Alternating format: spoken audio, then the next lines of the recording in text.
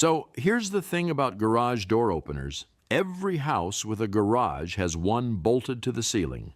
Big plastic housing, motor inside, chain or belt running to the door. Most people never think about them.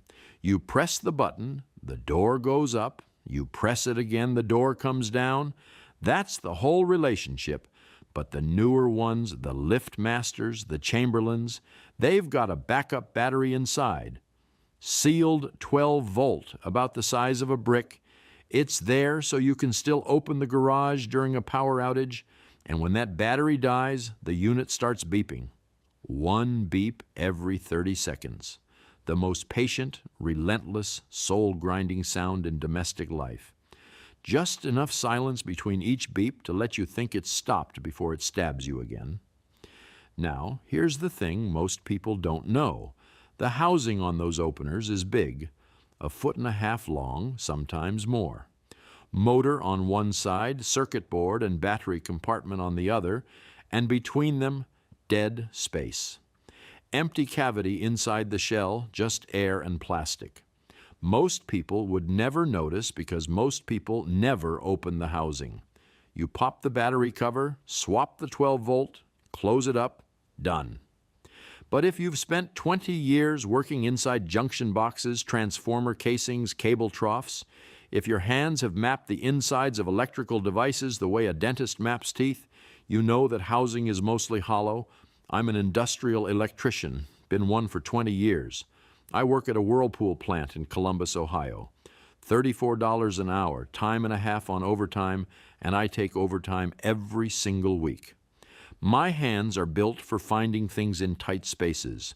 So when I climbed up to replace the backup battery in my garage door opener on a Saturday afternoon in October, and found a cheap Samsung prepaid phone tucked into the cavity behind the motor mount, I didn't need anyone to explain what I was looking at. My wife hid a phone inside an electrical device. And she married an electrician. The device turned her in. Let me back up a couple hours. That Saturday morning started the same way every Saturday has started for the past 15 years. Alarm at 5:15. And yeah, even on weekends because my body doesn't know how to sleep past it anymore. My feet hit the floor before my brain fully comes online, down to the kitchen, same route, same creaky third step. Coffee maker on, 2 cups, one black, that's mine. One with cream and half a sugar, that's Brooke's. I'd carry hers up and set it on the nightstand before she opened her eyes. 15 years, no exceptions.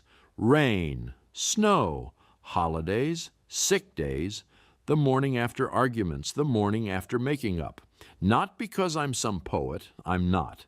I'm an electrician from Columbus who watches too much football and argues with his lawnmower. I just figured that's what you do. You show up, you make the coffee, you pay the mortgage, $16.40 a month, and you keep the gears turning. That's the deal. Nobody wrote it down, but I thought we both signed it. The marriage wasn't bad. I want to be clear on that because people always assume the guy didn't see it coming because the marriage was already dead.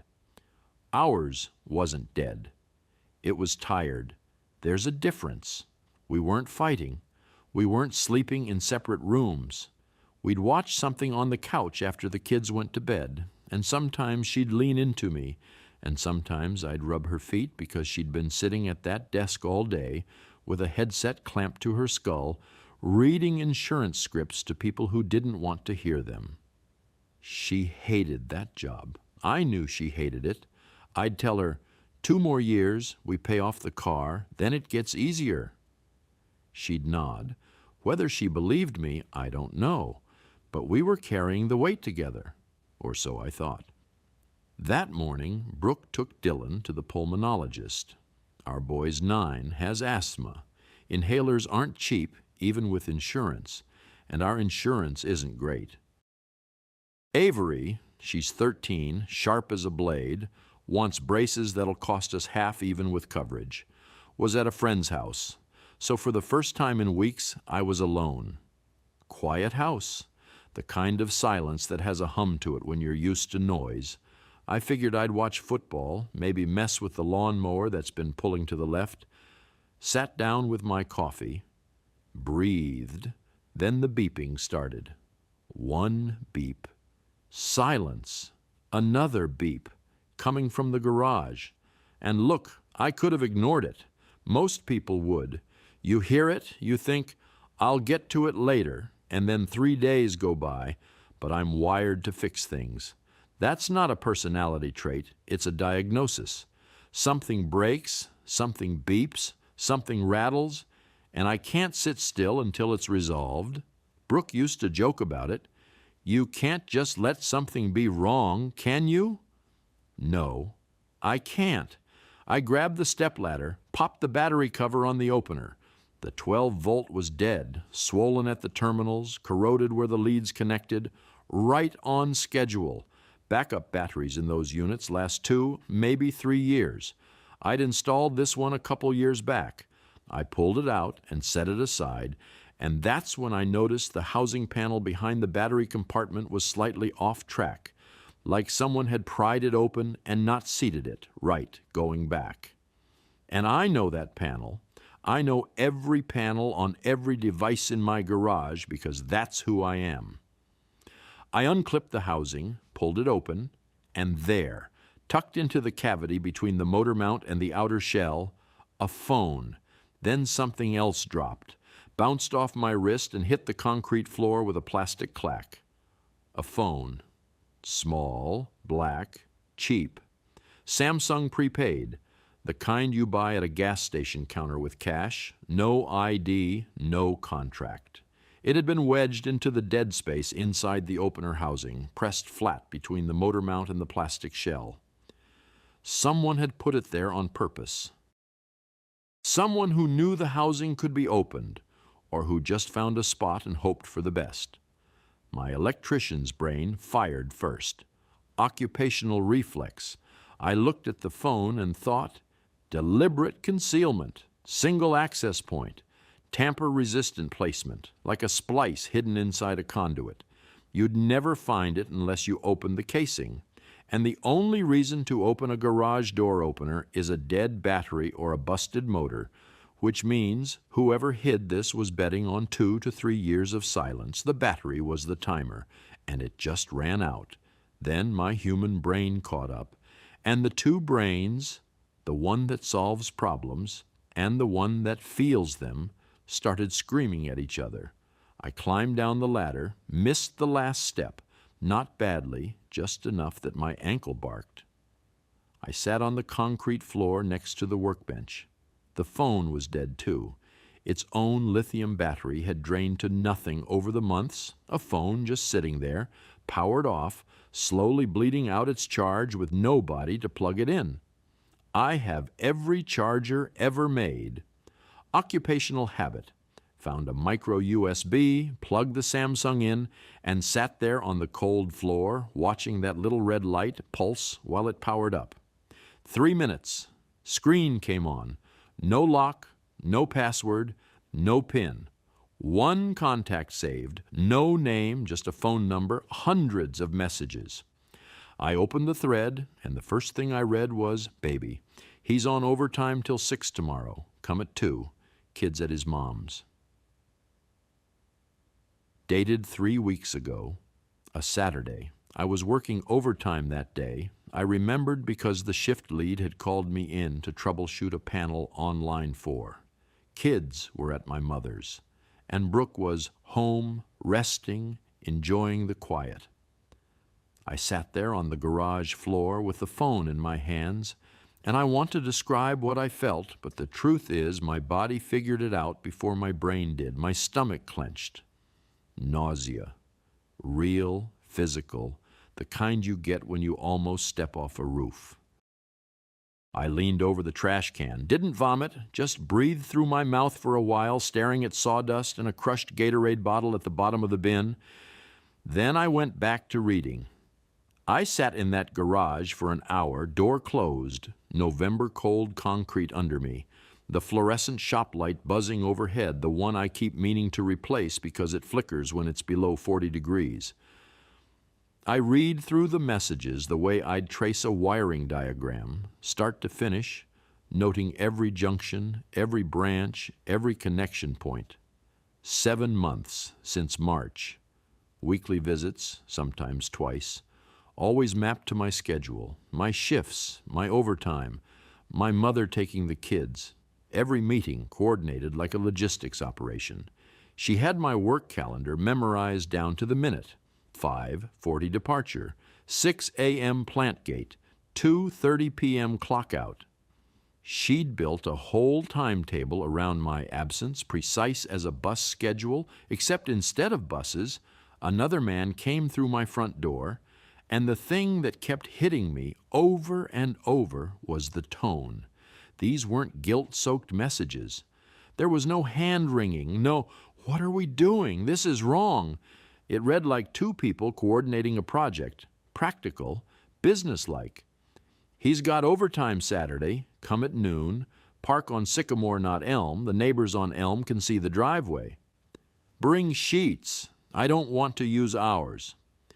Pick up the towel in the bathroom. He'll notice an extra one in the hamper." She thought of everything. The parking, the laundry count, the timing. She could have run field ops for the military with that kind of attention to detail. All this precision, all this planning, and I got, "Don't forget the fabric softener." His name was Colton. I didn't know that yet, just a phone number, but I'd learn soon enough. I kept scrolling. There were photos.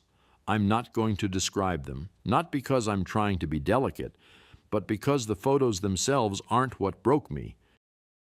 What broke me was the background, my nightstand, my water glass, the one with the chip on the rim I've been meaning to replace for 2 years. My book, I could see the spine.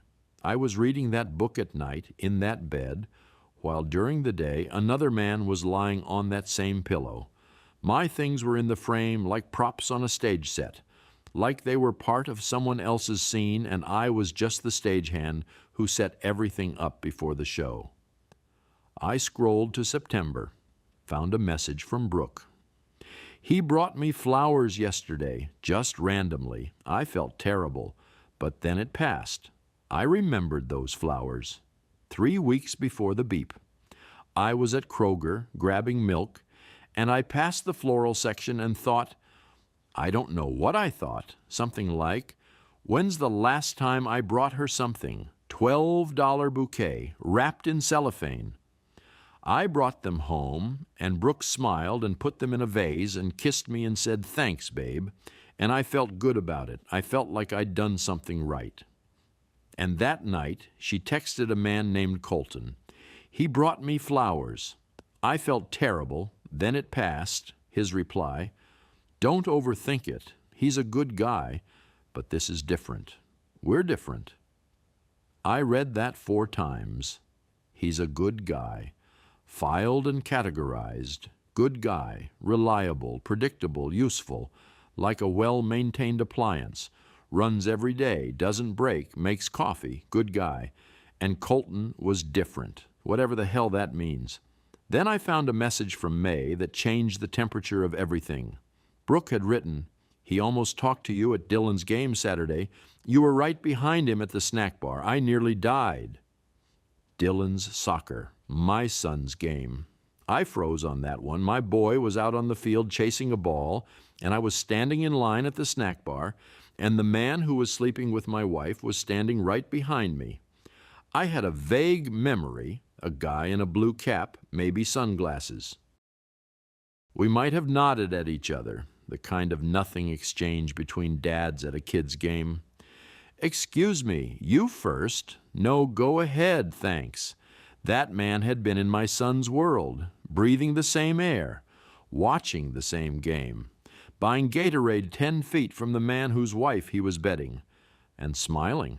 I put the phone in my work jacket, the one Brooke never touched because it smelled like machine oil and solder, her hiding spot for mine. Then I closed the garage and waited. Brooke came back with Dylan around 4. "Dad, we're home. Doctor said I'm doing better. Maybe they'll lower my dose." Dylan hit me with a hug at full speed, the way 9-year-olds do, and I hugged him back and said, "That's great, buddy. Really great." Normal voice, normal face. I don't know how I did it. Some wire inside me just rerouted everything to a different breaker. Brooke looked at me sideways. "You okay? You look pale." "Headache. Gonna lie down." I went to the couch, not the bed. I couldn't go into that bedroom. My nightstand, my water glass, my book. Everything in there was contaminated now, like a crime scene nobody had taped off. Two realities running at the same time. My son's lungs were getting better, and my marriage had been dead for 7 months without anyone telling me. My brain flickered between the two like a signal jumping frequencies. Night came. Kids went to sleep. Brooke went to the bedroom. I stayed on the couch. "Don't want to wake you with this headache." She didn't argue. I stared at the ceiling until 3 in the morning. Then I called my brother. Travis picked up on the second ring. Didn't ask why I was calling at 3 a.m. Just listened while I told him everything. My voice cracked once, not crying, something worse.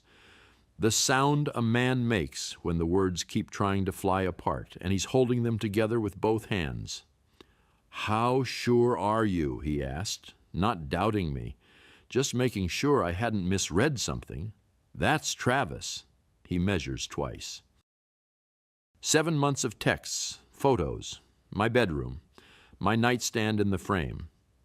Silence for maybe 5 seconds.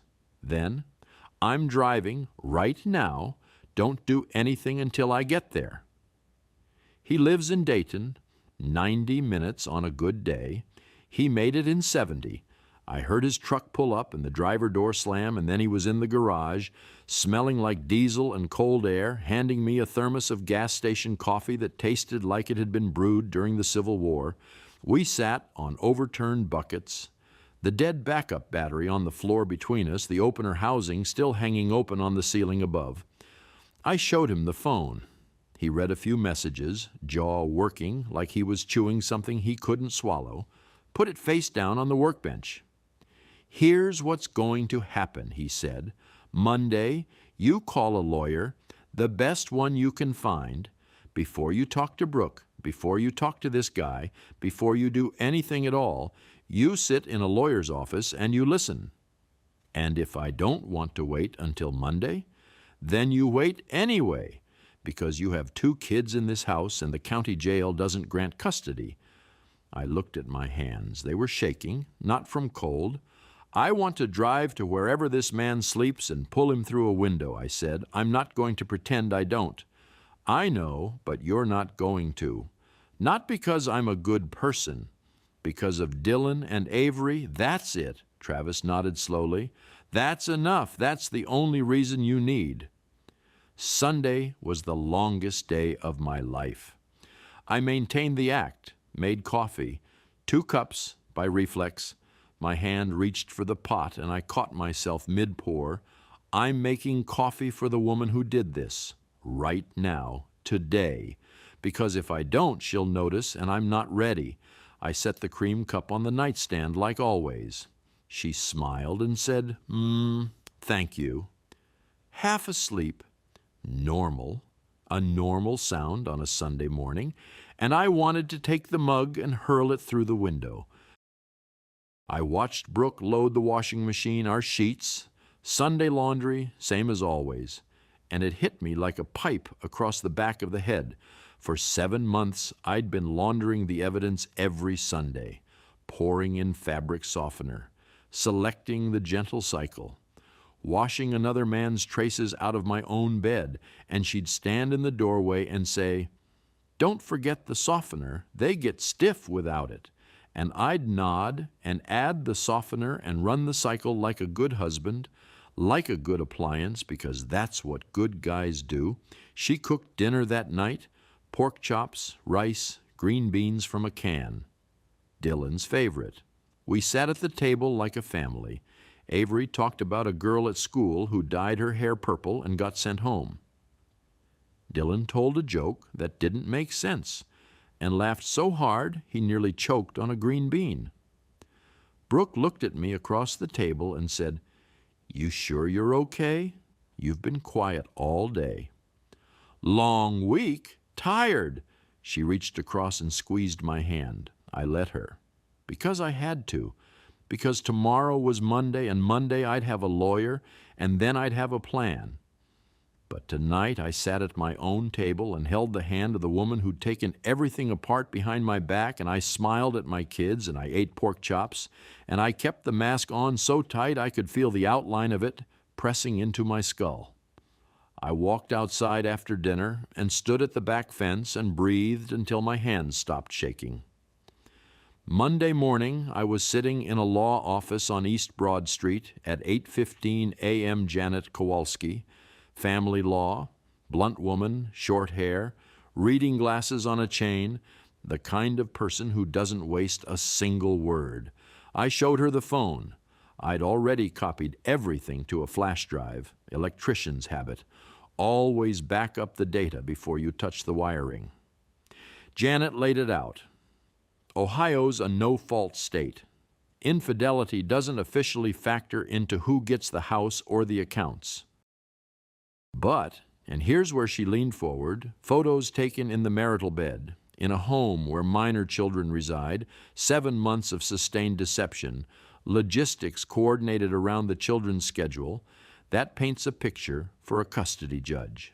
Not a lapse, a pattern, a project. She asked me one question. Do you want reconciliation? I want my kids to live with me. I don't want to erase her from their lives, but I'm not going back to that house with her in it. That's final, she nodded. Then we file first and control the narrative. Monday evening, kids at my mother's, I'd told her I needed help for a couple days. Didn't explain, she didn't ask. Mothers know. Brooke came home from an office meeting. I was sitting at the kitchen table with the burner phone face up, open to a photo. Their bed, his face, my nightstand, my water glass, my book visible in the frame. Brooke walked in, set her bag down, looked at the table, and stopped. She didn't say, "What is this?" She didn't say, "That's not mine," she said. "Where did you find it?" Instant recognition, no acting, just the raw reflex of someone caught. "In the garage door opener," I said. "The backup battery died." It started beeping. I went up to replace it, and the housing panel was crooked. I opened it and found your phone. You hid a phone inside an electrical device, Brooke, and the device turned you in. She sat down. Her hands went flat on the table, fingers spread. I could see her thinking, running through what was on that phone, calculating what I'd seen, how much I knew. "Wade, don't. Not yet. I'm going to talk, and you're going to sit there and listen. You owe me that. You owe me a lot more than that, but we'll start with that." She closed her mouth. I didn't shout. Not yet. I laid it out the way I'd write up a fault report. 7 months, weekly meetings. My schedule mapped to the minute. The logistics texts. He leaves at 5:40, come at 8, kids at school by 7:30. My life, reverse engineered by my own wife to create windows for another man. The parking instructions, the towel management, the sheet logistics. I read some of the messages back to her, word for word, watching her face change with each one like she was watching her own autopsy. "Who is he?"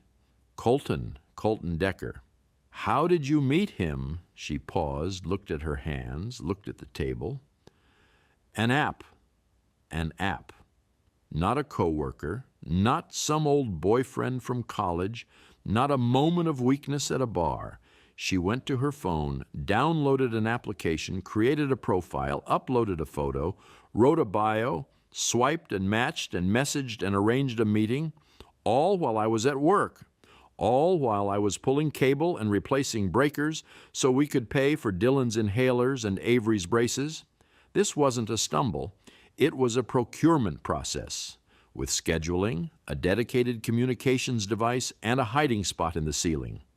"How long were you going to keep going?" I asked.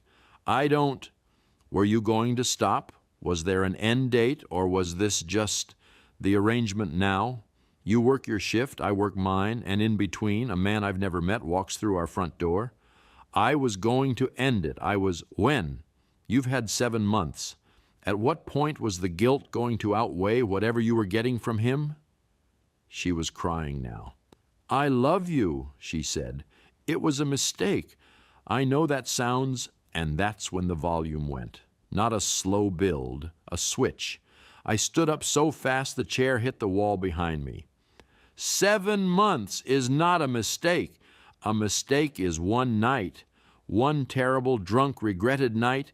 You did this every week. You opened our door. You took photos in our bed with my things right there in the frame. My glass, my book. You know what book? I can see the spine in the picture. I was reading it at night while he was on that pillow during the day.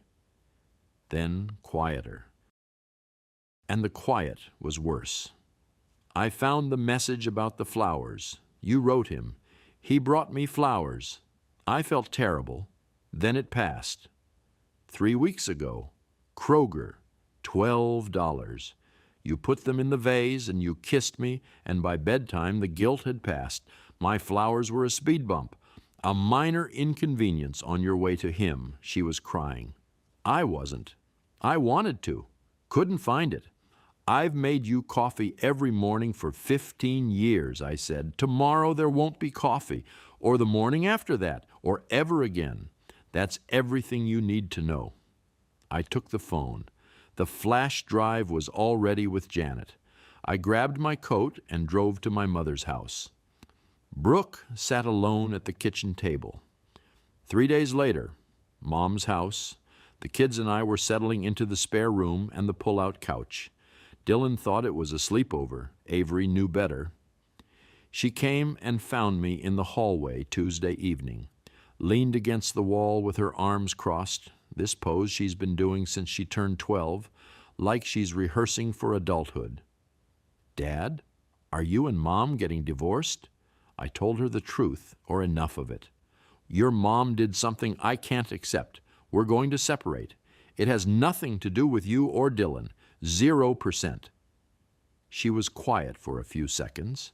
Then she said, I found a charger under the bathroom sink like 2 months ago.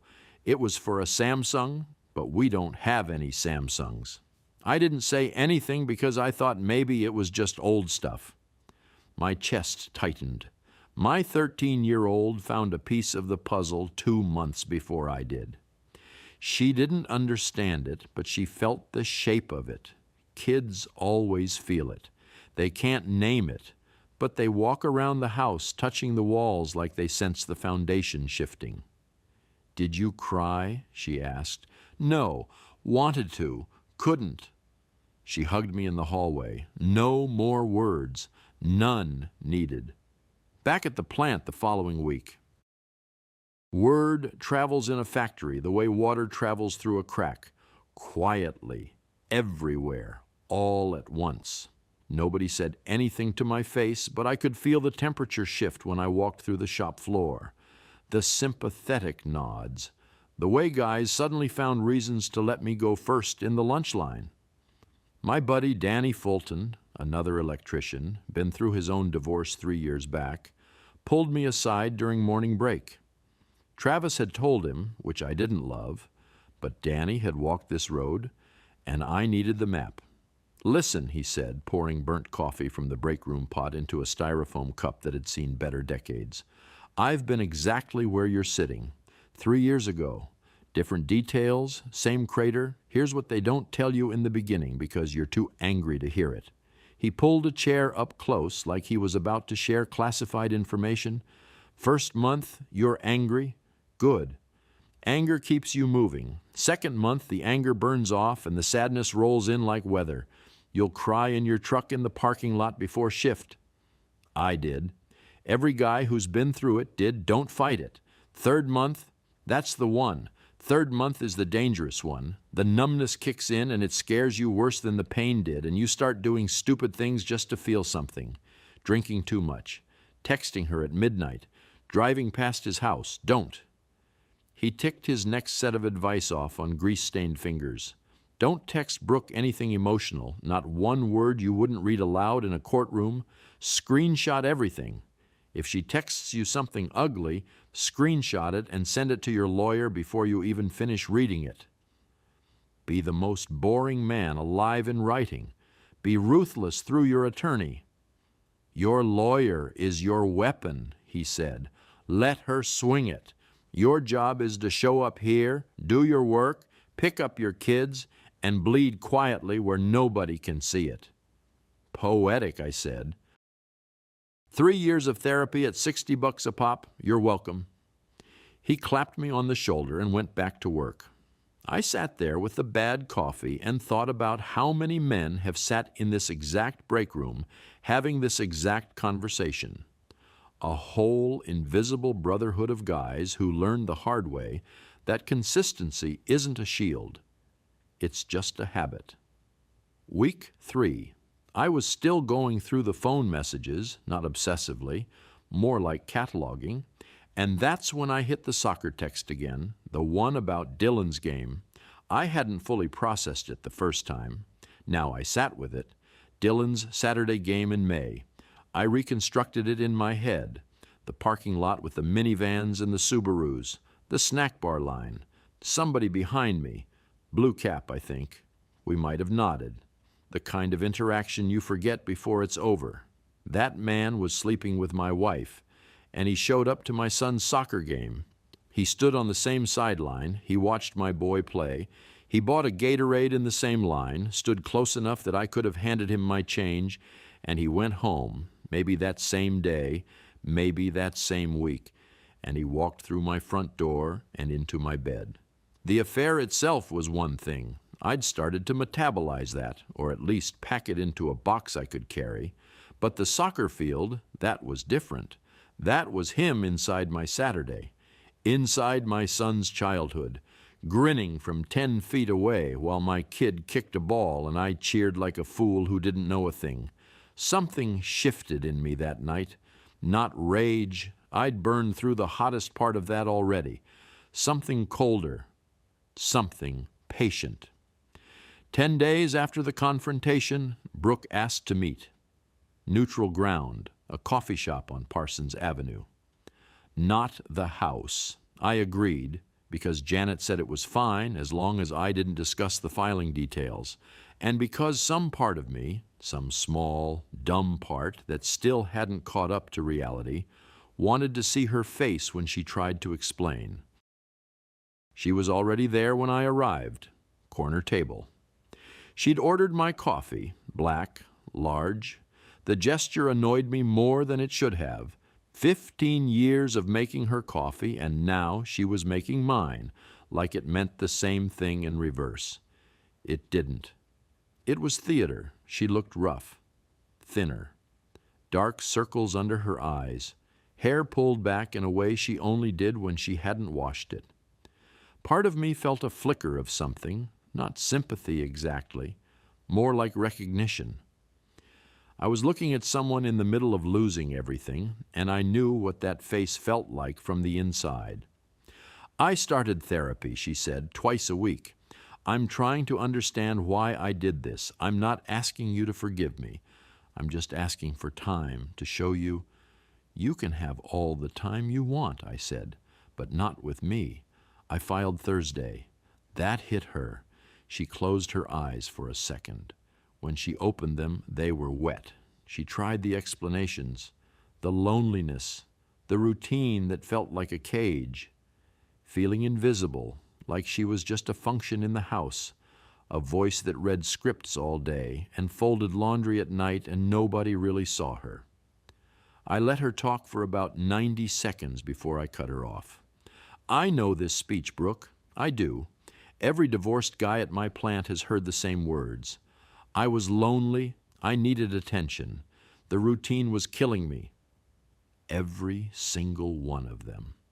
Word for word, like a call center script. And that's your specialty, right? Same lines, different caller. She flinched at that. I didn't enjoy it, but I didn't pull it back either. I was lonely too, I said. I was exhausted too.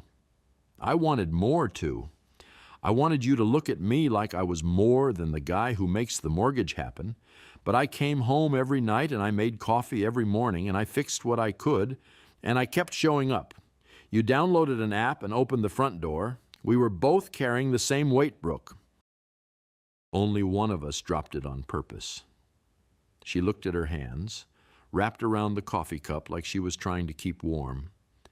You don't understand, she said quietly. It wasn't about you. That's the worst part. I know it wasn't.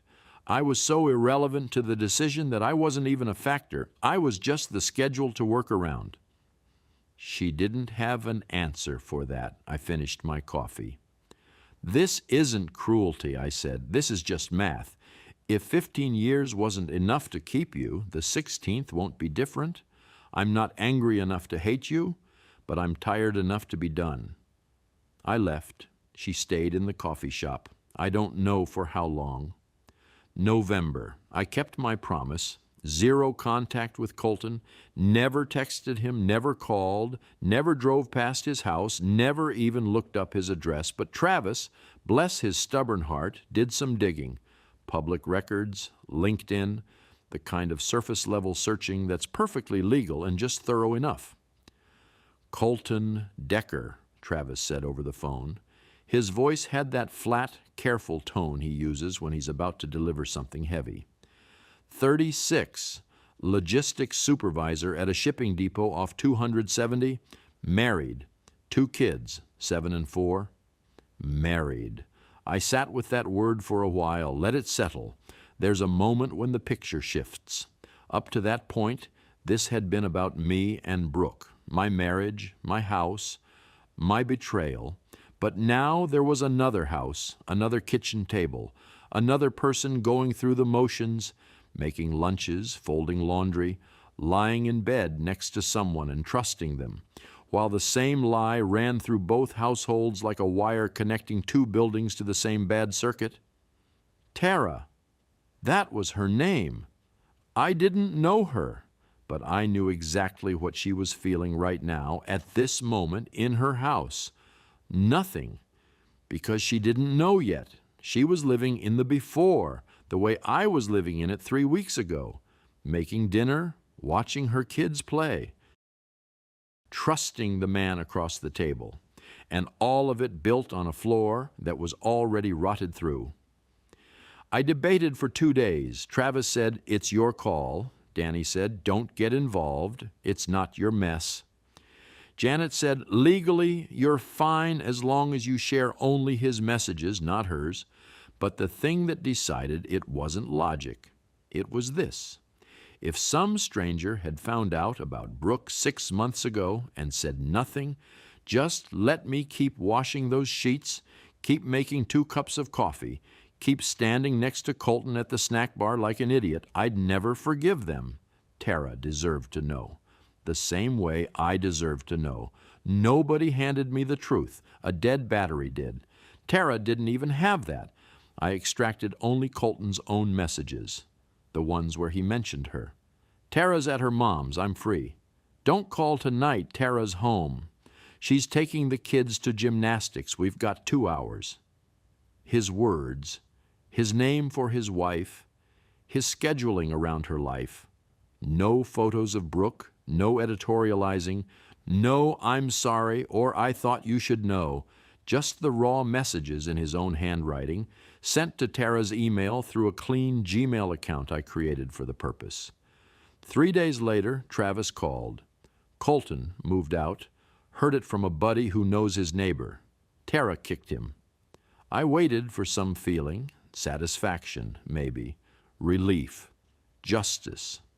Nothing came, just flatness. Another family blown apart, more kids packing bags. Another woman standing in a kitchen realizing the floor she was standing on was hollow. Nothing to celebrate. Now here's where the story takes a turn I didn't expect.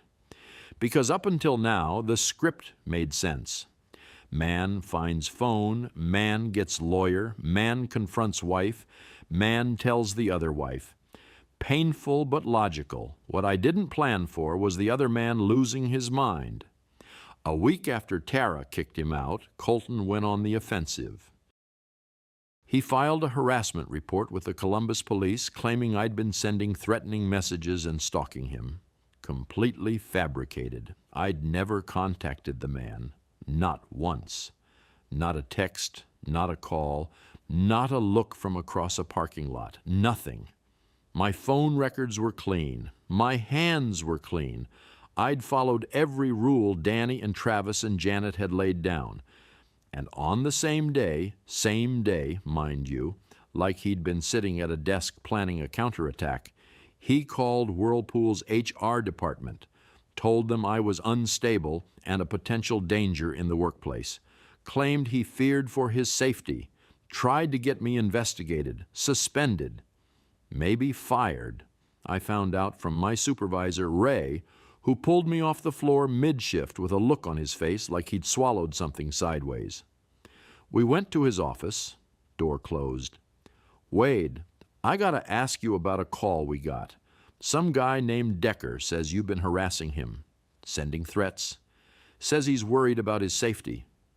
Cold shock. The kind where your hands go numb and the edges of your vision tighten and your hearing goes tinny, like you're listening through a pipe. I sat in Ray's chair and felt the room tilt. "That man," I said very carefully, "is the person who was sleeping with my wife. In my house. For 7 months. I have never contacted him. Not once. I have a lawyer handling everything." Ray looked relieved. I figured it was something like that. But I gotta document the call. Protocol. I called Janet from the break room. My hands were shaking again, not from sadness this time, from the sheer ice-cold audacity of it. This man had slept in my bed, stood behind me at my son's game, and now he was trying to get me fired. The arrogance was so complete it almost circled back around to impressive. Janet didn't panic. Janet doesn't do that. She sent Colton a cease and desist the same afternoon, attached my phone record showing 0 calls or texts to him, my clean disciplinary file going back 20 years, and a timeline demonstrating that Colton was the one who'd entered my life, my home, and my son's soccer game, not the other way around. The police reviewed the harassment complaint, found nothing. Colton's own messages, already part of the divorce record, showed him scheduling visits to my house, texting from my bedroom, standing at my kid's game. The complaint was dismissed inside a week. Not filed and forgotten, actively dismissed with a note. Whirlpool HR reviewed Janet's documentation, matched it against Colton's claims, and cleared me within 10 days. Ray shook my hand afterward. For what it's worth, nobody here took it seriously, but I'm glad your lawyer put it in writing. But here's where Colton's swing connected with his own jaw. Filing a false police report in Ohio is a first-degree misdemeanor, up to 180 days and a $1,000 fine. Janet flagged it immediately. Now we had documentation that this man wasn't just an adulterer. He was someone willing to weaponize the legal system with fabricated claims. That matters in front of a custody judge. That matters a lot. Danny said it at lunch the next day, chewing a sandwich like it had offended him. That guy just handed your lawyer a loaded weapon and aimed it at his own face. Late November, a call from Janet. "Tara Decker wants to talk, through me. She's not looking for friendship. She wants to help." I said okay, mostly out of curiosity, partly because anyone willing to take a swing at Colton's credibility was someone I wanted in my corner. What Tara told Janet, and what she later put in a sworn statement, rearranged everything I thought I knew.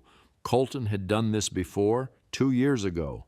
Different woman, same playbook, the dating app, the burner phone, the schedule built around his wife's absences. Tara found out when the other woman's husband called her. Same scenario, different cast. Colton wept. He begged. He went to 3 therapy sessions and quit. She stayed. For the kids, for the house, for the version of her life she'd built on social media. The holiday photos, the vacation posts, the smiling family at the pumpkin patch content that holds a crumbling marriage together like tape on a cracked pipe. She thought he'd changed. She prayed he'd changed. And then Brooke happened. Same pattern, same lines, same everything. Brooke wasn't special. She wasn't some grand passion that Colton couldn't resist, some force of nature that overwhelmed his better judgment. She was a rotation, version 2 of a repeating template. My wife dismantled our entire family for a man who runs this play the way some guys run poker night, regularly, recreationally, without much thought. Tara included everything in her statement: the previous affair, the timeline, the false harassment claim against me, and Colton's pattern of deception across multiple years. She laid it out clean and cold, the way a woman does when she's finished being hurt and has moved straight into demolition mode. Her message to Janet, which Janet relayed to me word for word: tell his ex-wife she wasn't special. He told me the same things he told her. I didn't pass that along to Brooke. Not out of mercy. It just wasn't my job anymore. December. Brooke's divorce lawyer made a move I'd been expecting. They filed a motion to suppress the burner phone evidence. The argument: I accessed a device that wasn't mine without consent. Invasion of privacy. Janet dismantled it in the response brief. The phone was discovered during routine home maintenance, replacing the backup battery in a garage door opener, inside a shared marital space. I didn't search for it. I noticed a misaligned panel on a device I was already servicing and opened it. It was an unprotected device with no password, no lock, found inside a communal fixture in a garage I co-owned. Ohio law doesn't require spousal consent to access something you find inside your own garage door opener while changing a battery. The judge agreed. Evidence stands. Every message, every photo, every coordinated, mapped-out, schedule-exploiting text, all admissible. Brooke's legal strategy didn't just weaken, it evaporated. January. Colton's false police report started producing aftershocks, the kind that don't stop once they start. His employer, the shipping depot off 270, conducted an internal review after learning about the filing and Janet's cease and desist. Turns out an employee who fabricates legal claims against civilians is what corporate liability departments call a problem.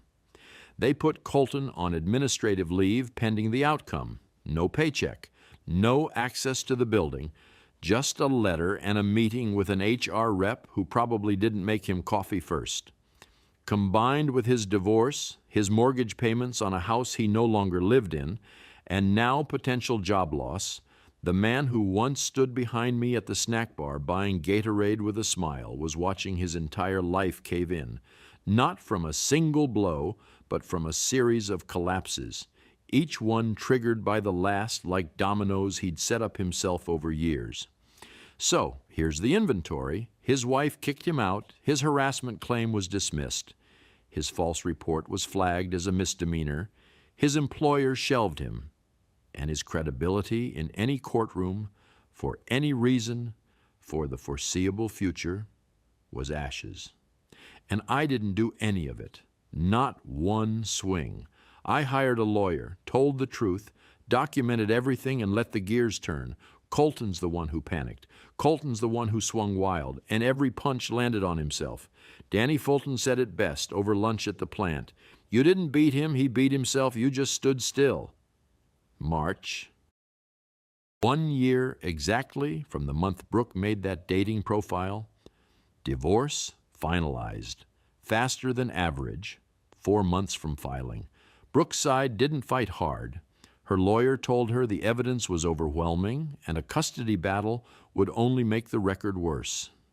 I got primary custody, not because Brooke was declared unfit, but because the math was clear. Fixed work schedule, same shift for 15 years, steady income with documented overtime, my mother 10 minutes away for after-school support. She'd already been watching the kids for years, the judge noted that. 15 years of consistent, documented, boring, reliable parenting.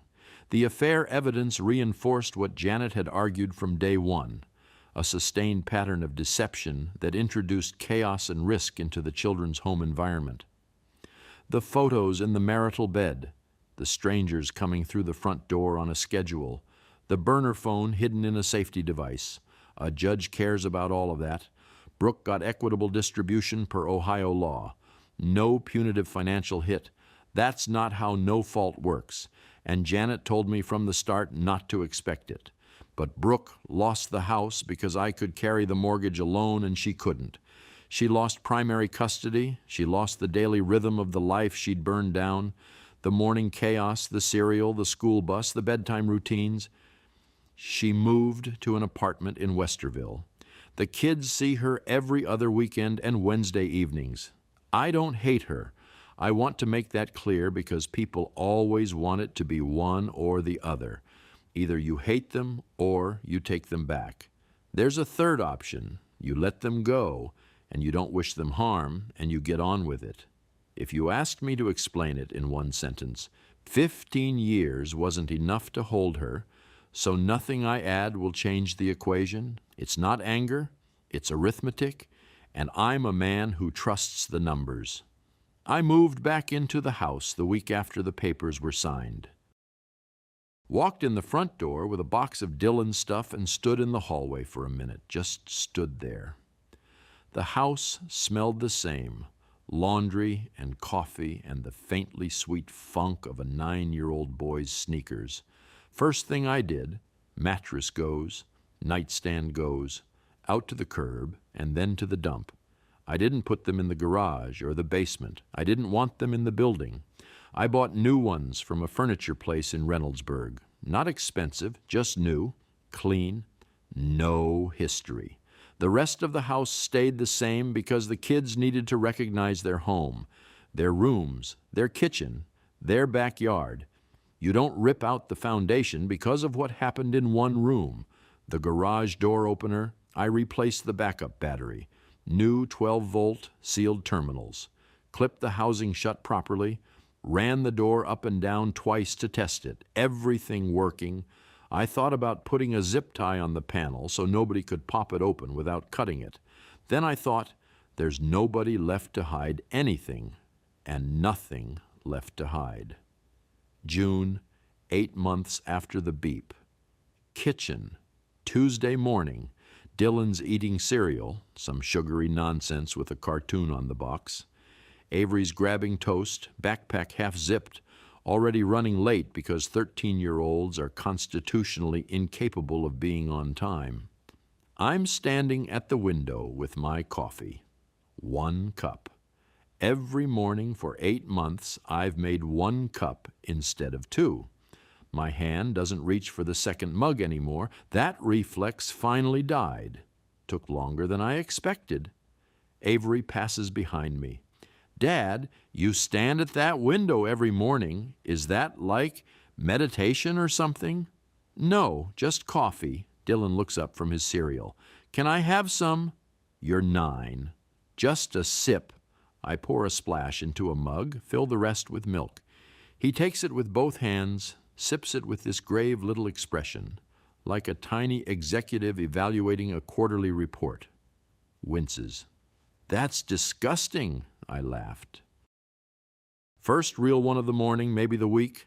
Avery from the hallway, shoes half on. You're both insane. I'm late. Door slams, bus rumbles. Dylan finishes his cereal. Normal morning. 1 cup, 2 kids, the sound of a school bus pulling away. I wash my mug, set it on the rack. Look at the coffee maker. For half a second, just a flicker, muscle memory. My hand drifts toward where the second mug used to sit, the one I put in a box in the basement back in March. Hand drops. I turn to the window. Outside, the fence I'll need to restain come spring. The garage roof where I should replace those shingles. The driveway where Dylan leaves his bike every single night, no matter how many times I tell him. Normal, ordinary, Tedious, beautiful life. I don't think about Brooke. I don't think about Colton. I think about the battery. A 12-volt backup sealed lead acid, 2 to 3 year lifespan. I installed it a couple years back. It died right on schedule. Everything has a lifespan, batteries, marriages, lies. And when the charge runs out, the alarm sounds. Mine did. I finish my coffee, grab my keys, go to work.